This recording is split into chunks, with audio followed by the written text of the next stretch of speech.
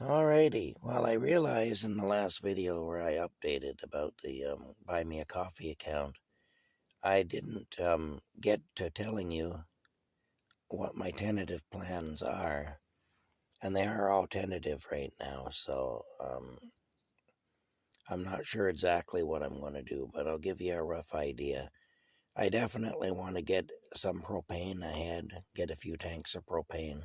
I have lots of empty tanks here that I can change. They cost like $30 each when you would change them for a full one. So I want to do that. That's one of the things. Of course, it'd be a good idea to fill the truck right up with gasoline too, so that it's full of gas and ready to go when it's needed. It's nearly empty right now. The other thing, though, is I want to start doing my back tax returns. I can't do a tax return myself. It's always a disaster if I try to do it. And so I do it through H&R Block. But, you know, it costs money. They charge a fee to do it. So, yeah, there's the back tax returns. I want to do them. I've got like from 2021 to 2024 to do. So what, 21, 22? So I got like 4 years of tax returns to do.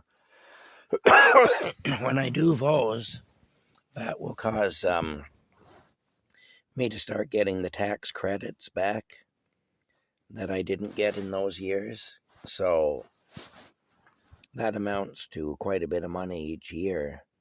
So that will help out quite a bit to get those back. So that's actually an investment that will actually pay for itself over time. Yeah, so that's some of it. Now, ultimately, what I need to do is I also, obviously, there's repairs that have to be done to the truck too and stuff. But once all that's taken care of, and by that time I'll be back working again too, so that'll make things easier. And when I'm working, what I want to do is I want to take whatever money I've got from working and also from this coffee fund thing, and I want to get my debts paid down. I've had an awful time trying to pay my debts down, so I want to do that. I got $15,000 in debt when I had my house over the course of a few years trying to heat it. A tank of oil was $1,000, and in the wintertime, it would only last a few weeks. Like, it was bad. The oil, and that was keeping the thermostat low, just keeping enough heat on so the pipes didn't freeze. The whole front part of the house was uninsulated, and so the heat was just going out for the walls. In fact, when the people who bought the house, I was in communication with them, and one of the things I did is I advised them that they should get the house insulated before winter. And they said, well, they didn't think it was going to be a big deal because they were going to switch from oil to propane. And I said, well, your heat is still going to go out for the walls. You know, you need to insulate the place, or your heat is going to go out for the walls. Anyway, they didn't really think it'd be a big deal. But I heard from them after that, and they said that I was right. And in fact, they were in the process of insulating it at that point in the wintertime, because what had happened was when winter came, in the first 2 weeks, it nearly broke them, just keeping the place heated. They couldn't keep propane in their tanks. And their heat was going out for the wall, like I said it would. Anyway, so they got it insulated, and they said that helped quite a bit. After talking to them after that, they said it helped quite a bit. Anyway, there's that. But so I'm trying to get that paid down. I had it paid down. I had managed to pay $5,000 of it down, and I had managed to save $5,000 as well. I had in savings and cash, but then I bought the truck, and unfortunately, there's been a lot of money had to go into the truck.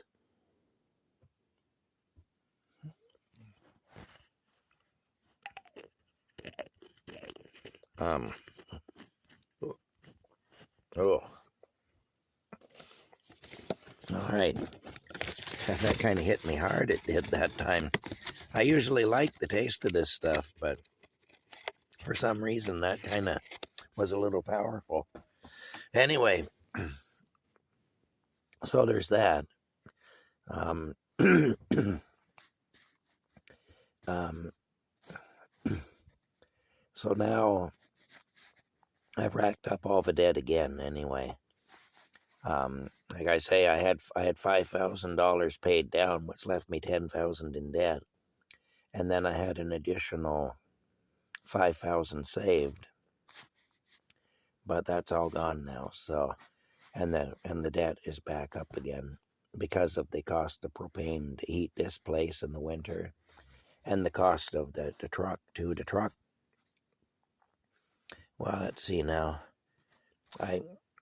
I've got probably $10,000 into the truck at this point, between the cost of it to buy it and the cost to get it on the road, and then repairs I've had to do since then too. Now it needs another $900 in transmission work, not on the transmission itself, but on the mounts and the cooler lines. And it also does need some work on the brakes, I know that.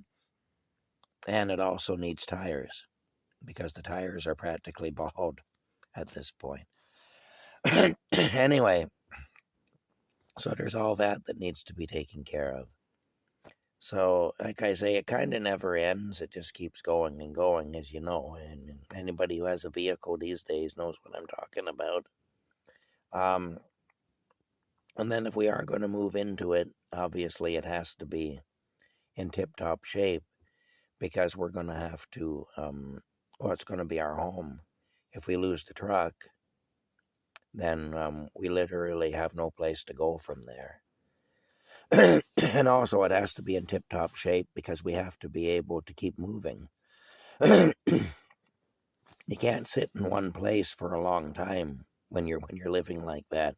You have to keep moving, and in order to stay ahead of the law, for one thing, and in order not to draw negative attention from people, or from businesses in the area where you are or whatever, you have to keep moving. So there's that. Now, over the long run, what my plans actually are, and this has been a plan all along, even before this Buy Me a Coffee fund, is if I'm able to get out of debt, I would like to buy a little piece of land somewhere that I can live on. I've given up on the idea of ever owning a house. I know that that's not in the cards for me at this point. But if I can at least get a little piece of land somewhere where I can't be put off of it, and I don't have to deal with things with family members mad that I'm there, or whatever, and where I at least own it, so that it's just so I'm not squatting somewhere illegally or whatever, so that it is mine. I mean, I may still be breaking the law by living on it, because there's all kinds of laws, and I mean, you technically in this area, it's not legal to live the way I'm living right now. So if they catch you living this way, then they prosecute you, even if it is your land. And so there is all that. But anyway, the bottom line is, maybe at some point, if I own a piece of land, I can put a tiny home on it or something like that. I don't know. One thing I'm looking at doing is eventually buying a piece of land in western Quebec, because I don't really want to go to Quebec, but there's a lot of English-speaking communities in western Quebec, and land is a lot cheaper there. So, and also there are places where they have less limitations as far as what you can do on your land. And I mean, it'd be better to go to Western Quebec than to go to Northern Ontario, where the weather's really bad, and stuff. And you got black flies as big as your head and all the rest of it. I would much horse flies, the size of toasters, basically, and stuff. I mean, we don't need that kind of trouble. So, I mean, I'm thinking of Western Quebec as an option eventually, but that's in the distant future. In fact, that'll probably be when I turn 65, really, not before then. But anyway, that's my plan. I'm 56 now, so I've got another 9 years before that'll happen. But I can't be in my 70s and living like this, or living in a truck or whatever. It's just going to be too much. It'd be too difficult. And so I need to come up with a viable alternative. Anyway, that's where I'm at. That's just some of my plans, short term and long term. Yeah, that's about it. Anyway, that's just another addition to the video about where the fund is at, just to give you an idea of what I'm doing and what I'm planning to do. Like I say, I definitely need to pay my debts down. I've been unable to do it. I was making good headway until I bought the truck, and the truck sucks so much money out of everything. It's wild. I still can't believe how much it costs to drive these days. I hadn't driven since 2018, and the price was going up then. But it was nowhere near to where it's at now. I mean, I just can't get over it. Anyway, that's it. That's just where we're at. That's what's happening. Funny thing is, my insurance now is only like $35 a month, which is actually what my car insurance was when I was 16 in 1984 and had a car. It was $35 a month. So, and at the time, it was a hardship to pay it. It's kind of funny looking back on it.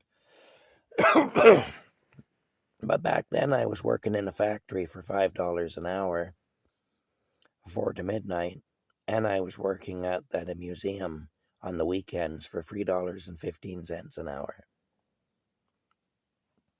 A long time ago. Now at 40 years ago. All right, that's it for now. We'll see you later.